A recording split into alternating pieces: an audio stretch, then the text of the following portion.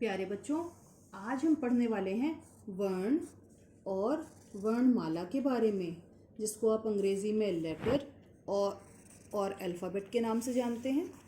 आइए देखते हैं क्या है इसमें। देखिए, यहाँ पर दो बच्चे हैं और आपस में ये जब कुछ बात कर रहे हैं तो इनके मुंह से निकला आ और इसने कहा ओ।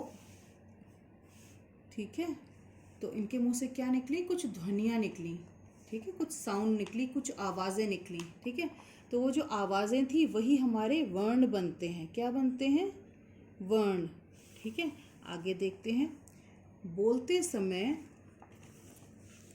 बोलते समय हमारे मुख से कुछ ध्वनियाँ निकलती हैं, जिन्हें लिखने के लिए हम कुछ प्रतीक चिन्हों की सहायता लेते हैं।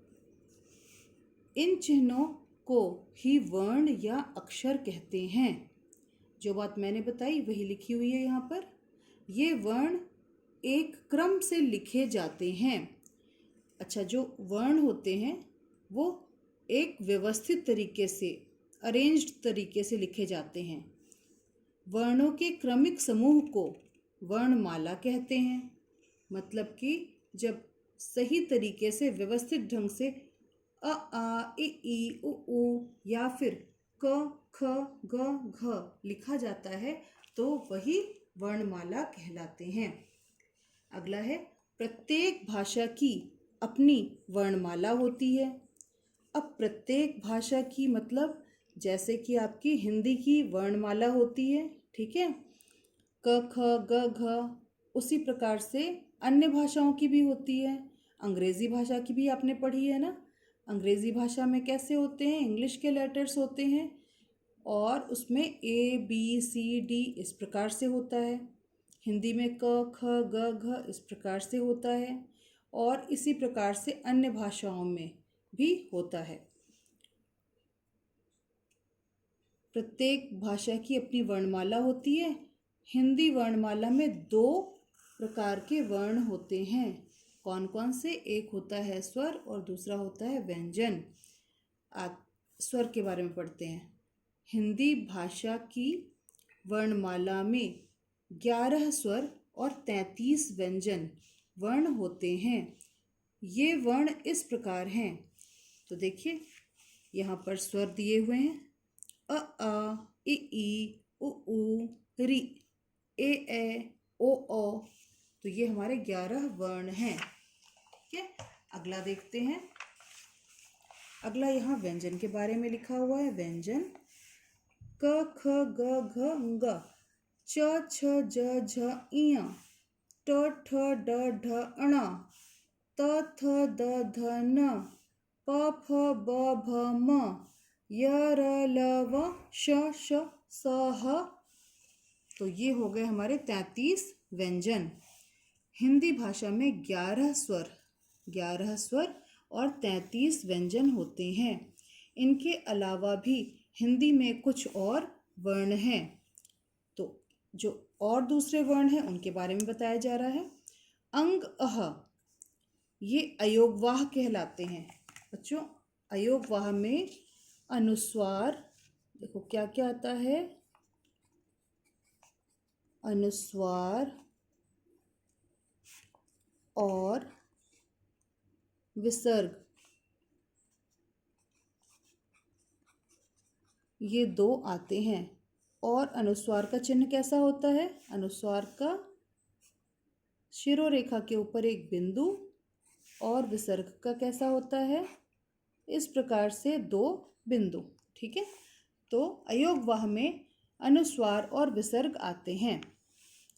अब अगला है आगत ध्वनियाँ। आगत ध्वनियाँ, ये ड़ और ये ढ़। ड़ देखिए, जब हम लिखते हैं पेड़, ठीक है, जब हम लिखते हैं पेड़ा, खाने वाला पेड़ा, याद आया? मंदिरों में जो प्रसाद में ज़रूर मिलता है पेड़ा, और ये पेड़। ठीक है, तो जब आप ये लिखते हैं, फिर जब आप लिखते हैं पढ़ाई, लिखाई नहीं, पढ़ाई, चढ़ाई,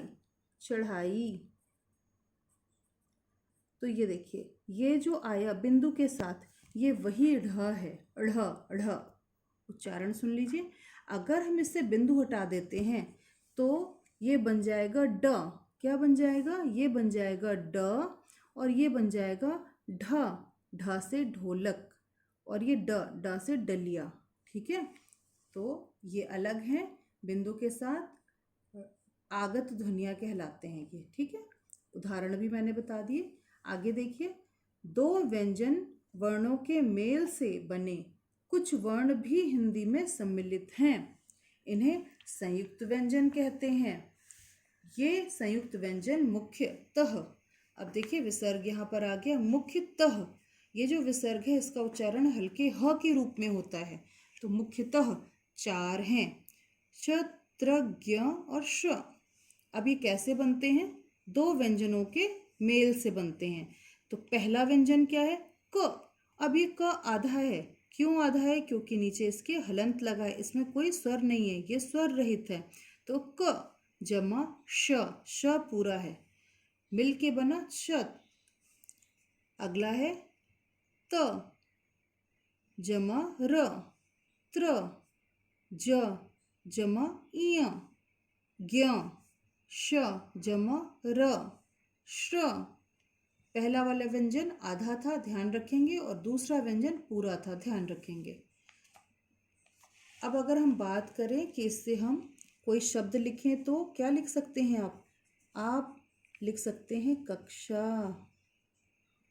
ठीक है, और क्या लिख सकते हैं? परीक्षा। ठीक है, और त्र से क्या लिख सकते हैं? मित्र। ठीक है, और शत्रु। ज्ञ से क्या लिख सकते हैं? आप लिख सकते हैं ज्ञानी और विज्ञान। श्र से श्रुतलेख और श्रम मतलब मेहनत। ठीक है, तो इस प्रकार से संयुक्त व्यंजन से हम इस प्रकार से कुछ शब्द के उदाहरण लिख सकते हैं। मैंने बता दिया आपको। देखिए अगला लिखा है, हमने सीखा। तो क्या क्या सीखा आज हमने? मुख से निकली ध्वनियों के लेखन चिन्ह वर्ण या अक्षर कहलाते हैं। हिंदी में वर्ण 2 प्रकार के होते हैं, स्वर और व्यंजन। हिंदी में 11 स्वर और 33 व्यंजन होते हैं। 2 व्यंजन वर्णों के मेल से बने व्यंजनों को संयुक्त व्यंजन कहते हैं। यही है वो संयुक्त व्यंजन। अच्छा बच्चों, आगे देखते हैं। आगे आपके लिए आ गया है अभ्यास, और अभ्यास करने से आपको बहुत अच्छे से पता चल जाएगा कि जो हमने सीखा है वो कितना सीखा। आइए मिलकर करते हैं। नीचे खाली स्थानों पर सही स्वर लिखिए। चलिए, तो अ लिखा है, उसके आगे हो जाएगा आ, ई, ओ, ऊ, री, ए, ओ, औ। इस प्रकार से। दूसरा है, नीचे खाली स्थानों पर सही व्यंजन लिखिए। क, ख, ग, घ, अंग, च, छ, ज, झ, इय, ट, ठ, ड, ढ, ण, त, थ, द, ध, न, प, फ, ब, भ, म,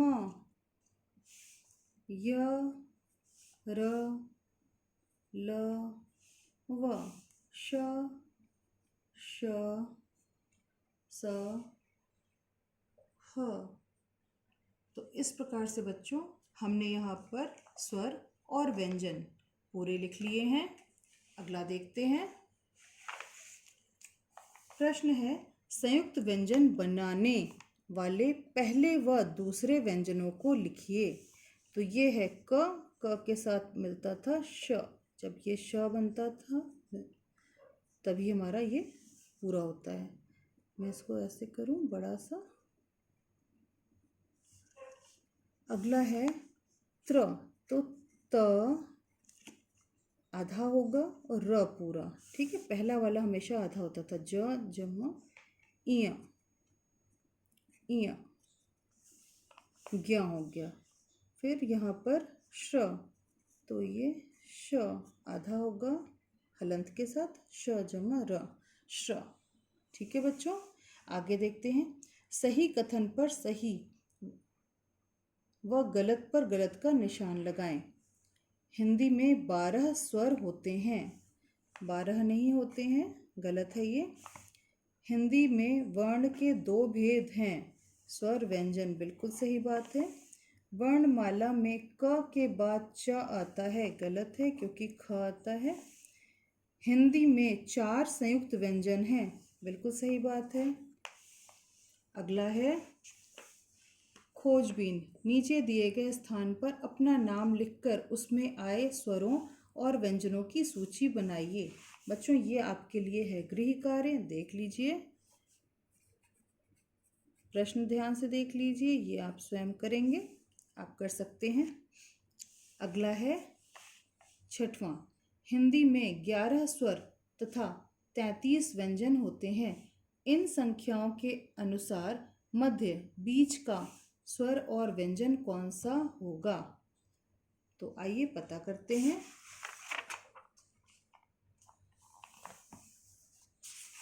पहले स्वर का देखते हैं।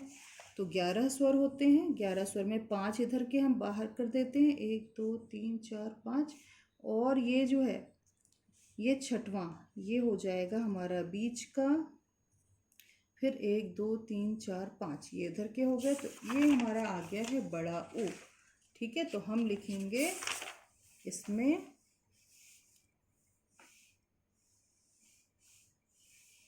स्वर, स्वर जो है ना ये होगा ये इस प्रकार से बड़ा ऊ। ठीक है, और व्यंजन अभी हम देखते हैं, अभी मैं आपको दिखाती हूँ व्यंजन में क्या हो जाएगा। देखिए ये होते हैं 33, है ना, तो हम कर देते हैं इनको, ये था ये होगा 16 हम करते हैं, हाफ हाफ 16 हमने अलग कर दिए, और फिर इसके बाद भी बचेंगे 16, तो ये बीच का हो जाएगा थ। ठीक है, 16 हम अलग करेंगे तो हमारा यहाँ पर आ जाएगा थ। ठीक है, तो ये हमने हल कर लिया है। बच्चों आज हमने पढ़ा वर्ण और वर्णमाला के बारे में। बच्चों आज के लिए बस इतना ही, धन्यवाद।